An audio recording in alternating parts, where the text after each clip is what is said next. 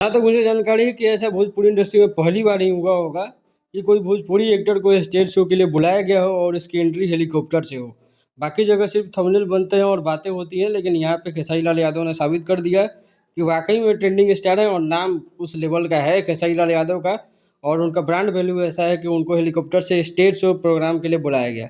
ये stage show आरा के पीरो तिलाड गाँव में होने वाला है और स्टेज शो काफ़ी भव्य होने वाला है, काफ़ी बड़े बड़े कलाकार इसमें आने वाले हैं।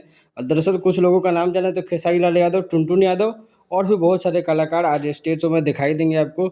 व्यवस्था आप देख ही सकते हैं, पूरा गोल्डी रॉय का तिलक है आज और उन्हीं के पूरा तिलक के समारोह में इस तरह का स्टेज शो को ऑर्गेनाइज़ किया गया है। और स्टेज शो के लिए स्पेशल हेलीकॉप्टर का इंतज़ाम किया गया है। पहले हेलीकॉप्टर जब आया तो हेलीकॉप्टर ने फूल बरसाने का काम किया और उसके बाद फूल बरसाते हुए बाद में खेसारी लाल यादव की जैसे कि एंट्री होने वाली थी, एंट्री हुई और काफ़ी लोग वहाँ पे पहुँचे हैं। स्टेज शो का वीडियो रात में आएगा।